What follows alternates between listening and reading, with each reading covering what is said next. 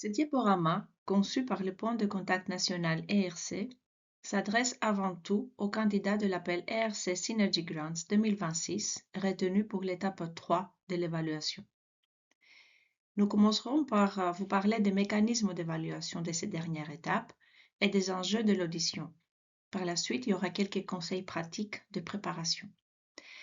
À noter, le webinaire du 17 juillet sera axé sur les retours d'expérience d'un membre de panel et de lauréats et sur des questions de l'auditoire. Vous pourrez vous inscrire à partir de la page web où se situe cet enregistrement. Chaque groupe de PI retenu à l'issue de la deuxième étape de l'évaluation reçoit 2 notifications automatiques de l'agence exécutive de l'ERC. Pour l'appel 2026, la première notification est arrivée déjà le 2 juin, vous informant que vous passez à la 3e étape de l'évaluation, que tous les PI sont attendus à Bruxelles la semaine du 7 au 11 septembre et vous donne quelques premières informations sur les modalités de l'audition. Lors de cette première communication, les PI seront invités à confirmer ou à modifier les numéros de téléphone où ils peuvent être contactés par l'RCEA. Une deuxième notification est déjà arrivée quelques semaines plus tard, plus précisément le 23 juin, avec des informations précises sur les conditions de l'entretien, l'endroit, le jour et l'heure de celui-ci. Si vous anticipez des problèmes particuliers, vous pourrez interagir avec l'RCEA par email ou téléphone. Les rapports d'évaluation des étapes précédentes ne seront pas transmis aux candidats invités à l'audition à cette étape-là.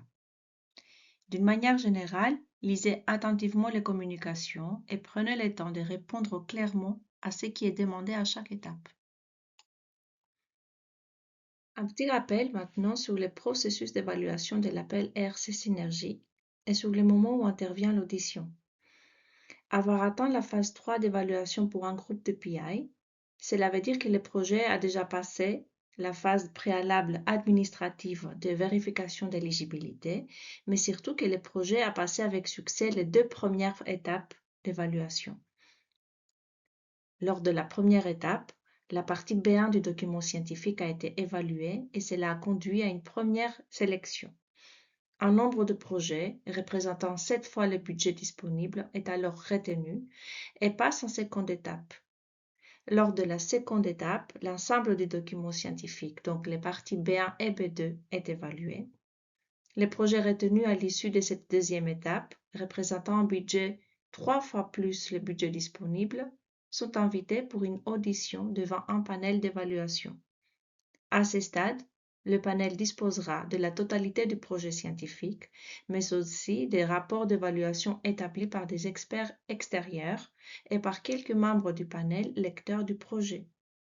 Ces 3 phases d'évaluation durent globalement 12 mois et se déroulent de manière bien spécifique, comme nous allons le détailler par la suite. L'évaluation de l'appel Synergie s'appuie sur des panels d'expertise scientifique représentant l'ensemble des disciplines. À la différence des panels d'évaluation des appels ERC individuels, la structure des panels d'évaluation Synergie n'est pas prédéfinie. Environ 110 experts scientifiques sont mobilisés pour l'évaluation selon une structure dynamique de panels d'évaluation qui évolue le long du processus en fonction des propositions à évaluer. Pour mieux aiguiller qui évaluera votre projet, vous avez sélectionné entre 4 et 6 mots-clés correspondant au plus près à votre thématique de recherche. Pour rappel, à l'étape 1, seule la section B1 a été évaluée à distance par un minimum de 3 membres de panel agissant comme des généralistes. Seuls les 5 panel chairs et vice chairs se réunissent pour sélectionner les projets qui passent à l'étape 2 d'évaluation. Le nombre de projets sélectionnés correspond à 7 fois les budgets disponibles. À l'étape 2, l'ensemble de votre projet scientifique a été évalué par des panels d'évaluation regroupant environ 15 membres. Les panels sont constitués au regard des candidatures à évaluer et sont entre 5 et 7. Outre les expertises du panel, le panel peut faire appel à des revues externes spécialisées. Tous les membres du panel se réunissent à la fin pour sélectionner les projets invités à être auditionnés pour l'étape 3. Le nombre de projets sélectionnés correspond à 3 fois le budget disponible.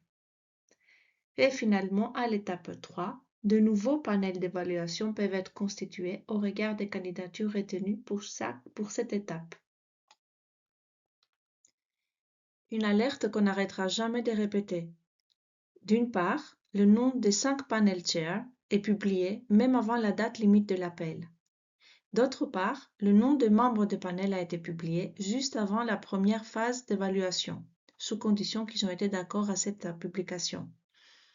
Nous sommes donc toujours en plein processus d'évaluation. Il ne faut donc surtout pas contacter des panel chairs ou membres, car votre candidature risque de devenir inéligible. Pour la troisième étape d'évaluation, les entretiens se déroulent dans les locaux de l'ERC à Bruxelles. Ici, vous pouvez voir des images du bâtiment et d'une salle type. Notons que l'ensemble des PIs doit être présent lors de cette audition. Le jour de l'entretien, le groupe de PIs et les membres du panel se retrouvent ensemble à Bruxelles dans les locaux de l'agence exécutive de l'ERC. Le groupe de PIs a face à lui des scientifiques travaillant sur des problématiques plus ou moins proches de la sienne, et c'est pourtant l'ensemble du panel qu'il faudra convaincre avec des arguments compréhensibles, en restant toujours pédagogue. Quelques membres du panel, souvent 3 à 4 appelés lecteurs, auront lu le projet en détail et rédigé un rapport. Le panel disposera en outre des évaluations faites par des experts évaluateurs extérieurs, ici en gris. Ces experts sont des spécialistes couvrant les différents domaines scientifiques abordés dans le projet et ils disposent pour faire leur évaluation des parties B1 et B2. Les rapports sont transmis au panel avant l'entretien. Ces experts ne sont pas présents lors de l'audition et n'interviennent pas dans la sélection.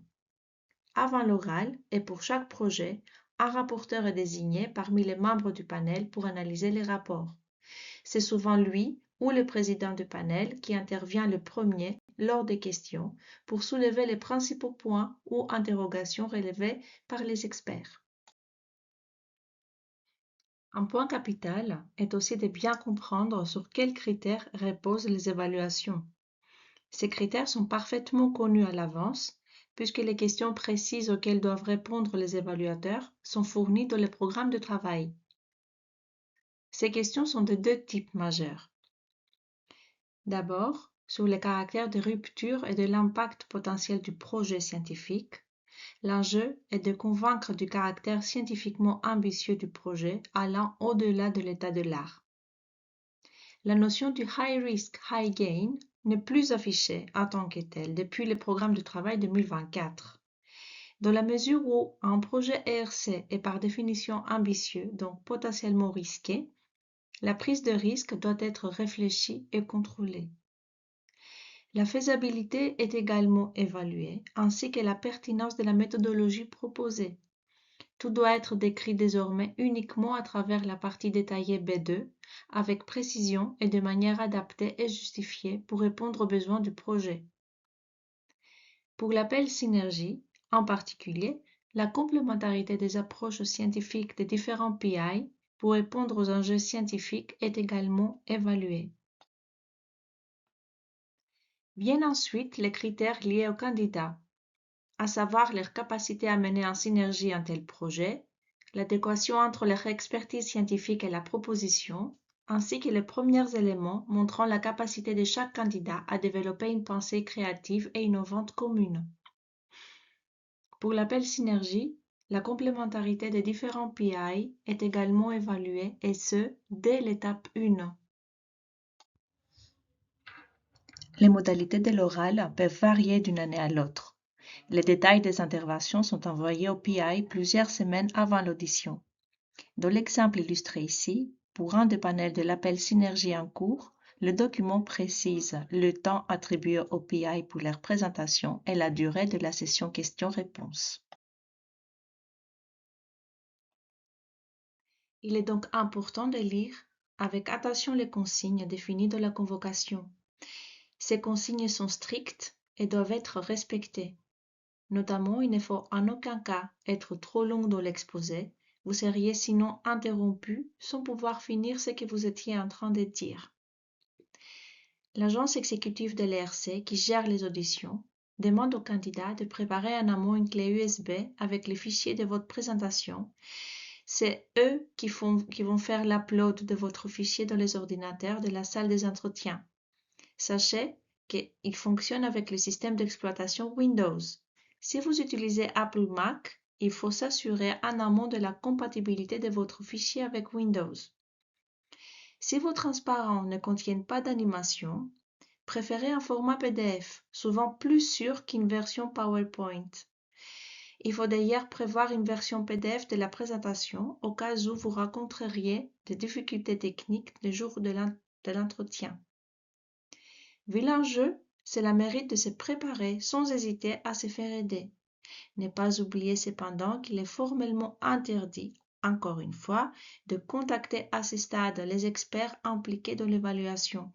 Cela est clairement indiqué dans les convocations par ailleurs. L'idéal est de s'entraîner dans des conditions les plus proches au possible à celles de l'audition, et ce à la fois devant des spécialistes qui pourront mettre le doigt sur d'éventuels écueils scientifiques sur lesquels travailler avant l'oral, mais aussi devant de non-spécialistes représentatifs des membres du panel, ayant donc de compétences complémentaires sur une large palette. Le challenge est donc de démontrer la qualité scientifique du projet et la capacité du groupe de PI à le porter, tout en sachant convaincre un large public de son intérêt. D'un point de vue technique, et dans la mesure où l'intervention a lieu en présentiel, il est impératif de se préparer dans les meilleures conditions possibles, ce qui implique, entre autres, pour le groupe de PI, de se retrouver en personne pour s'entraîner. De nombreuses institutions d'accueil proposent dorénavant des oraux blancs. N'hésitez pas à les contacter si vous ne l'avez pas encore fait. Un bref résumé des éléments clés précédents qu'il est important d'avoir bien intégrés. Premièrement, le groupe de PI a face à lui des membres du panel, soit 15 personnes, mais seuls quelques membres ont lu le projet en détail, d'où un besoin de grande clarté et de pédagogie. Il ne faut pas non plus se laisser déstabiliser par d'éventuelles questions très générales qui seraient posées par des membres du panel n'ayant pas lu le projet et intervenant sur la seule base de la présentation.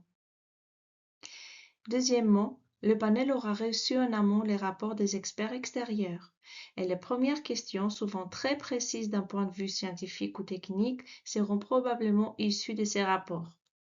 Dans la réponse, il faut montrer une bonne maîtrise du problème, mais sans rentrer dans les détails qui pourraient s'avérer contre-productifs face à un jury non nécessairement spécialiste du domaine. Ne pas oublier que c'est le panel qu'il faut convaincre, puisque c'est lui qui décide du classement final. Troisièmement, et très important, c'est l'ensemble des documents scientifiques qui est évalué. Il peut contenir des faiblesses et peuvent avoir fait l'objet de fortes interrogations de la part des experts. Il est donc capital de bien relire et si possible de faire relire le projet scientifique pour préparer des réponses adaptées, à même de lever les doutes. Quatrièmement, il faut savoir que le classement est remis à 0 entre les étapes 2 et 3. Il s'agit donc d'une nouvelle évaluation dans laquelle l'analyse détaillée du projet scientifique décrite de la partie P2 prend une place très importante. Et pour finir, il ne faut pas oublier que la complémentarité des approches scientifiques des différents PI pour répondre aux enjeux scientifiques est un point fondamental de l'évaluation. Il faut donc que l'ensemble des PI soit en capacité de répondre aux questions scientifiques soulevées par le panel et de jouer un rôle actif lors de l'entretien. Quelques conseils de bon sens maintenant, relatifs à la présentation orale. L'idéal est de raconter une histoire avec pédagogie et de manière à maintenir l'attention de l'ensemble de l'auditoire du début à la fin. Il faut savoir capter et maintenir l'intérêt avec un déroulé fluide et clair, des messages simples mais marquants, un visuel adapté qu'il ne faut pas trop charger, et ceci tout en parlant de science, puisque c'est ce qui est attendu d'un projet ERC. Une clé de la réussite est de savoir faire passer son enthousiasme et sa passion sur des bases qui doivent toujours rester solides scientifiquement et bien argumentées. Être invité à l'audition est une véritable opportunité pour défendre son projet dans un dialogue avec des pairs, à savoir les membres du panel qui eux aussi sont des scientifiques. Utilisez aussi l'exposé pour montrer que vous portez le projet en vraie synergie scientifique. Vous avez préparé ensemble la présentation et les réponses aux questions avec sérieux sur la base de compétences scientifiques solides des uns et des autres et avec toute la conscience du financement qui est conséquent. Ne pas se perdre dans les détails inutiles, mais aller au contraire à l'essentiel de manière posée pour tenir confortablement dans le temps imparti, tout en étant en mesure d'aborder les principaux éléments clés du projet. Parler avec calme et distinctement et ne pas oublier que ce n'est pas la maîtrise de la langue anglaise qui est jugée, mais bien la qualité du projet.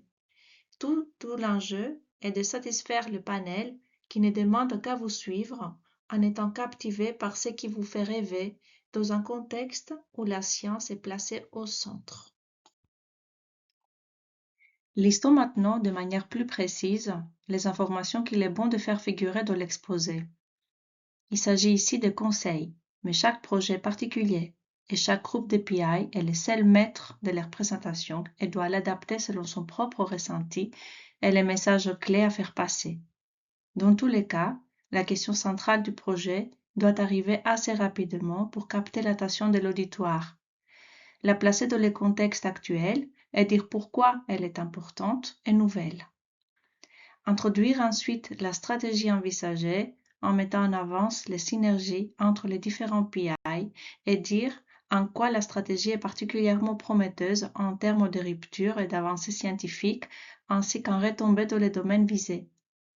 En tant que PI, vous croyez à votre projet et il vous fait rêver.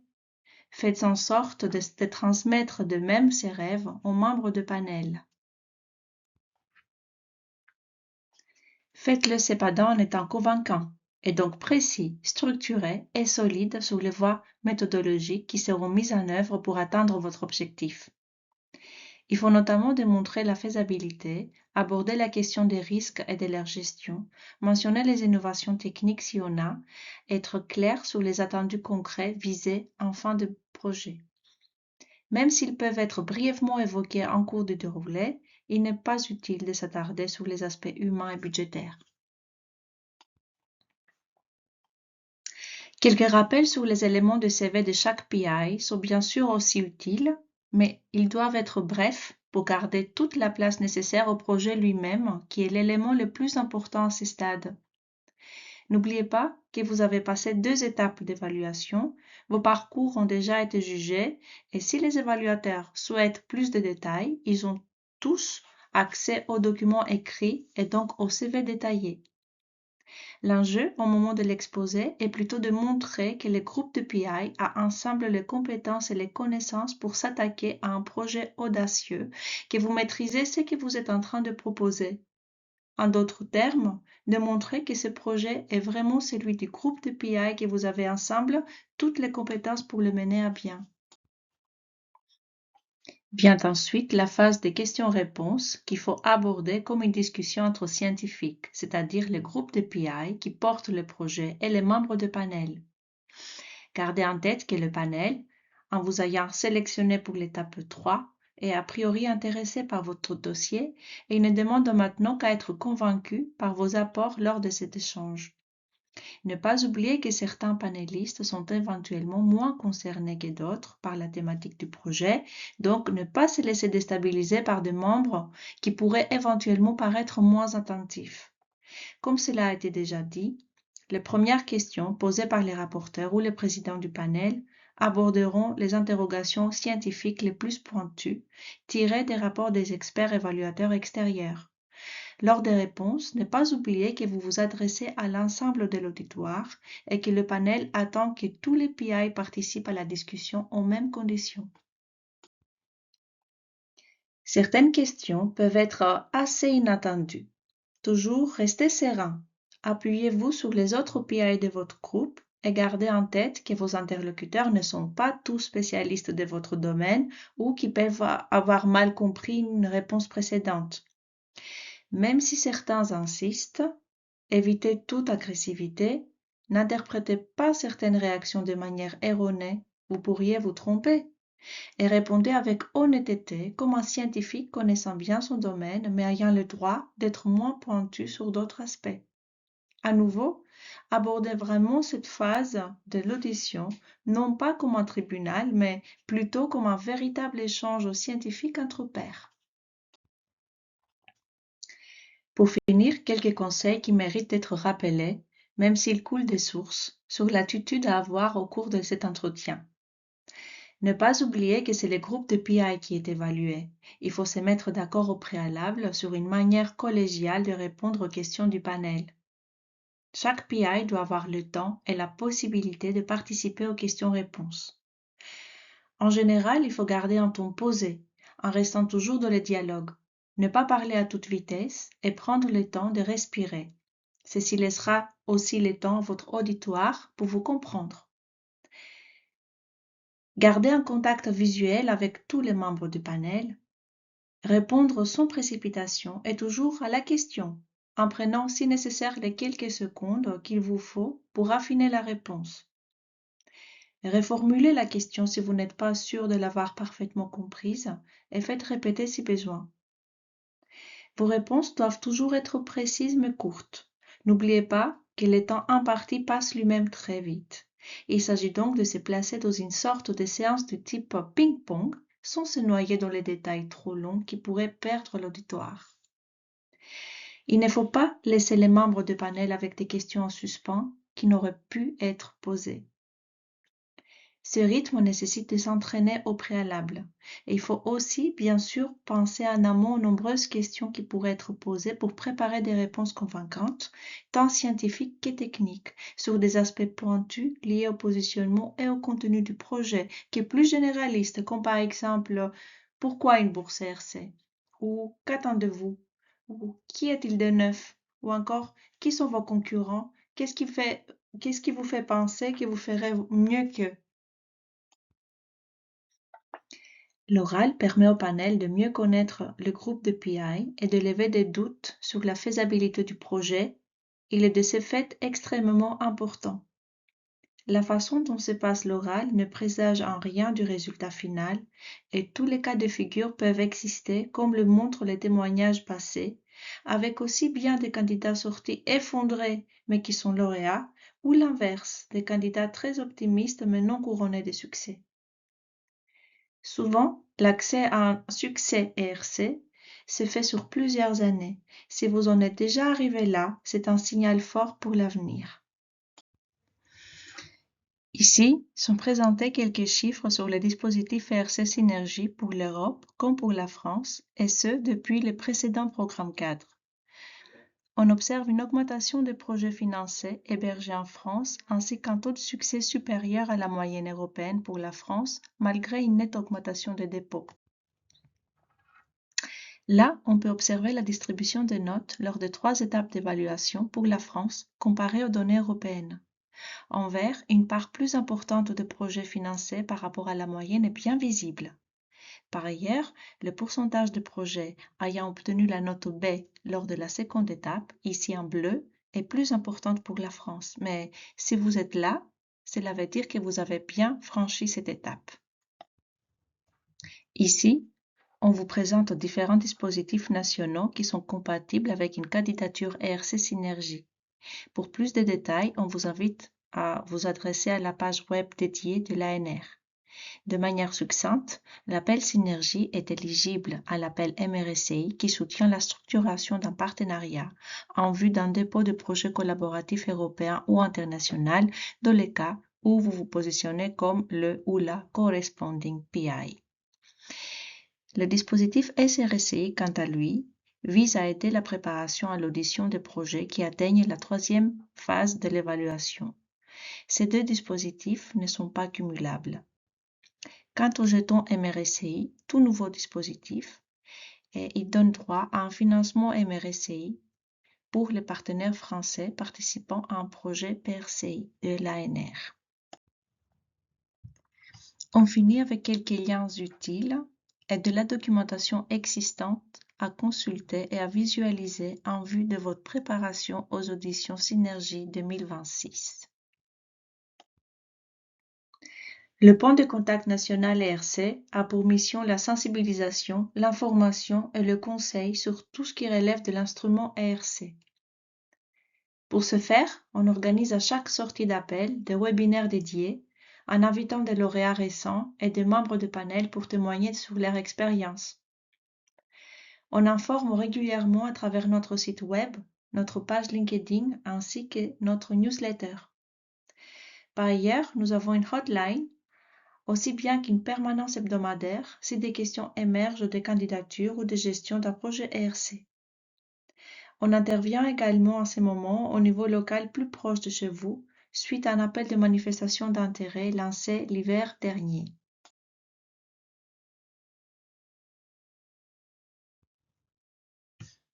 On souhaite à toutes et à tous une très bonne préparation aux Euros Synergie 2026.